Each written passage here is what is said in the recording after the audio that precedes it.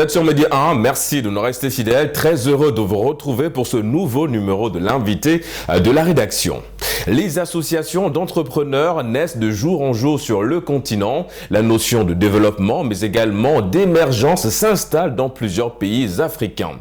Ces rencontres d'entrepreneurs ont-ils aujourd'hui un impact dans le processus de développement d'un pays? Vous en saurez un peu plus tout de suite sur ce plateau de l'invité de la rédaction avec notre invité du jour. Il s'agit de monsieur Aurélien Pendi, chef d'entreprise dans le domaine du génie civil et dans d'autres domaines également. Vous êtes membre fondateur d'une association d'entrepreneurs gabonais basée au Sénégal. Merci d'avoir répondu à notre invitation. Merci Régis pour l'honneur que vous me faites de me recevoir sur ce plateau.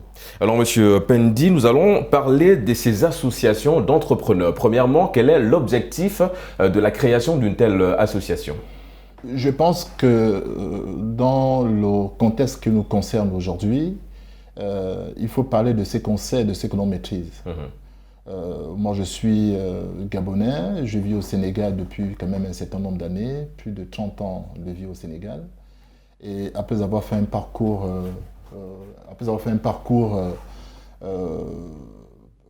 éducatif, d'enseignement supérieur très poussé, nous sommes rentrés dans l'entrepreneuriat et ensuite nous avons rapidement intégré le milieu de l'entrepreneuriat et la création des entreprises aujourd'hui. Et à cela, nous avons, ensemble avec plusieurs compatriotes, créé il y a quelques temps ce qu'on appelle l'APEX, l'association des professionnels d'entreprise gabonais du Sénégal. D'accord. C'était quoi l'objectif de la mise en place de... Alors, je précise que je ne suis pas ici en tant que membre du bureau de ce bureau. Évidemment. Je suis ici en tant que membre fondateur et un acteur qui croit à l'entrepreneuriat et à ce qu'elle peut impulser dans le processus de développement de chaque membre, mais également de notre pays.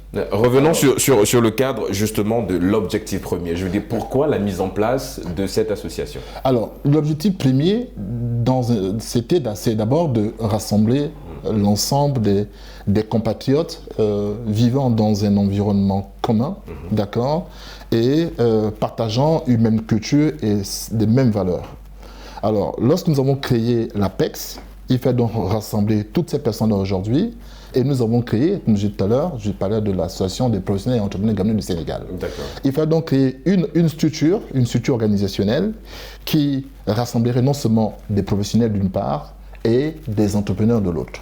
Pourquoi? Mais bien entendu, pour permettre à tout un chacun de pouvoir se mouvoir, de pouvoir se développer dans ce domaine de compétences, que ce soit professionnel ou entrepreneur aujourd'hui. Donc c'était important pour nous de nous retrouver aujourd'hui, de nous retrouver autant pour moi pour permettre à chacun de mieux développer ses activités ou bien dans le secteur dans lequel il se trouve le mieux. Vous êtes entrepreneur, que l'entrepreneur se développe clairement et crânement dans son secteur, que les entrepreneurs, en fonction des activités aussi, puissent aussi évoluer crânement, mais que ça se fasse dans un climat de paix et de stabilité. En parlant de climat et de paix, justement, je l'ai souligné, comment le processus se déroule-t-il?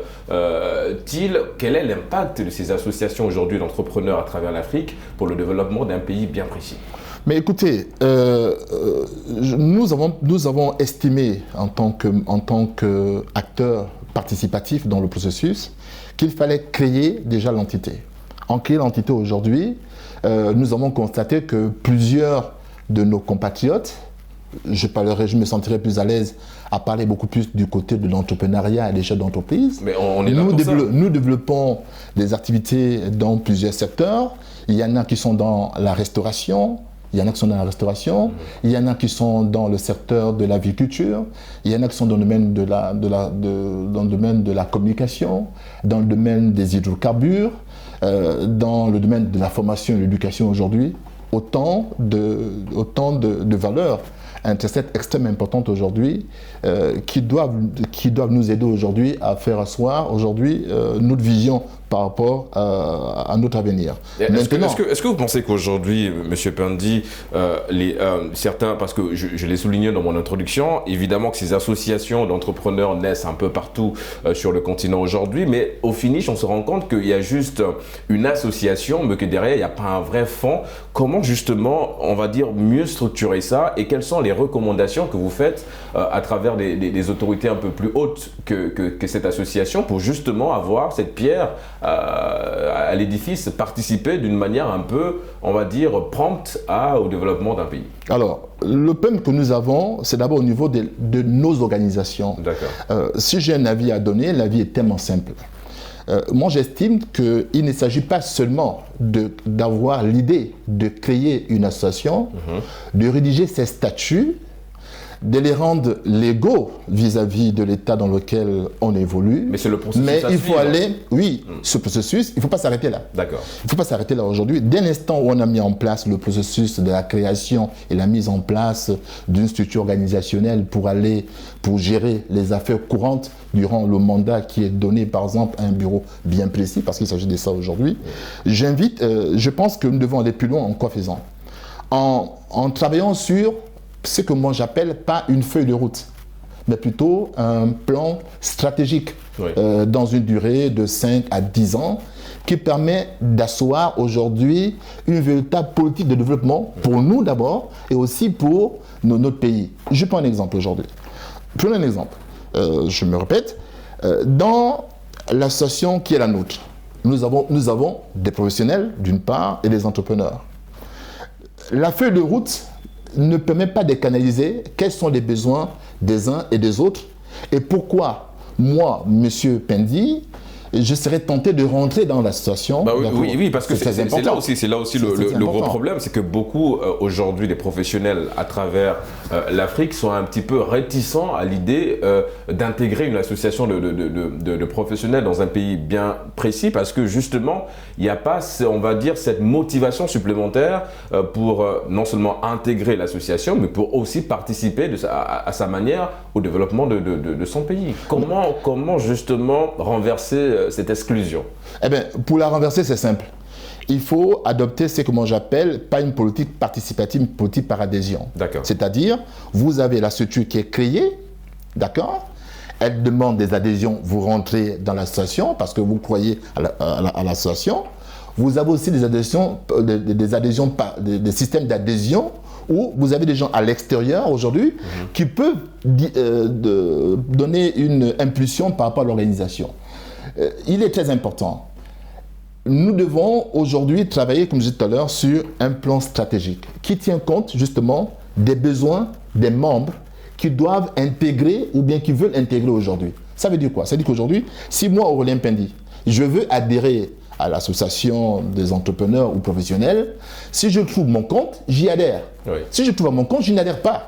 C'est de ça dont il s'agit aujourd'hui. Donc c'est une affaire d'intérêt aujourd'hui. Quel est mon intérêt d'intégrer justement cette association aujourd'hui si elle n'est pas capable de me permettre aujourd'hui d'avoir de marché dans mon domaine de compétences? Est-ce que c'est, revenons un peu justement sur ces associations des entrepreneurs, je l'ai dit, il y en a partout aujourd'hui sur le continent.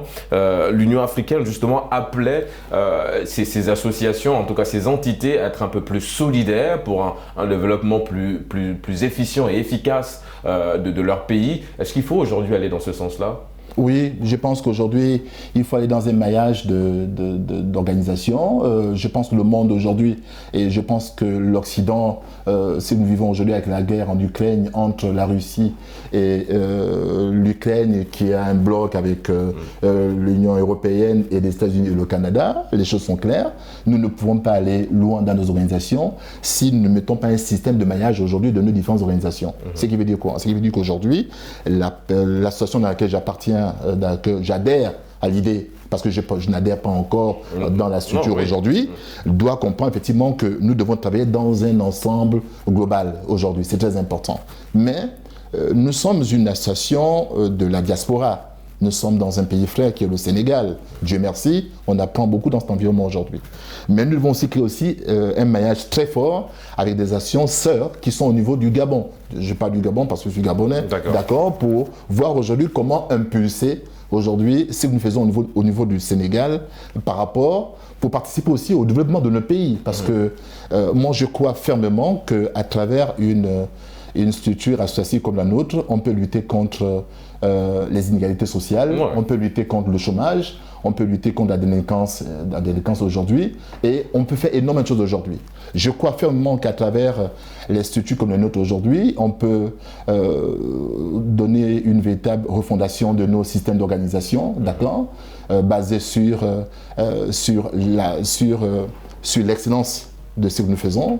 Je crois fermement qu'à travers nos organisations associatives comme les nôtres, nous pouvons participer à la refondation du système éducatif basé sur le système du savoir-faire, du savoir et du savoir-être, d'accord, parce qu'il est très important d'expliquer à nos jeunes qui sont encore sur les bancs de l'école, dans l'université, dans les établissements ça et là, au niveau du Sénégal et partout dans le monde, que l'État, plus nous avançons, d'accord, ne peut plus recruter, d'accord, oui, c'est-à-dire que l'État aujourd'hui doit être vu beaucoup plus comme un partenaire d'affaires. Monsieur Aurélien Pendi, malheureusement, nous sommes arrivés au terme de cet entretien, ça allait très vite. Je rappelle que vous êtes chef d'entreprise, membre fondateur d'une association d'entrepreneurs gabonais basée au Sénégal. Merci d'avoir répondu à notre invitation. Merci beaucoup, c'est gentil. Écoutez, bon, mais je tenais à vous remercier déjà pour cette invitation. J'aurais souhaité avoir beaucoup plus de temps pour développer un certain nombre de choses, mais on est pris par les impératifs horaires,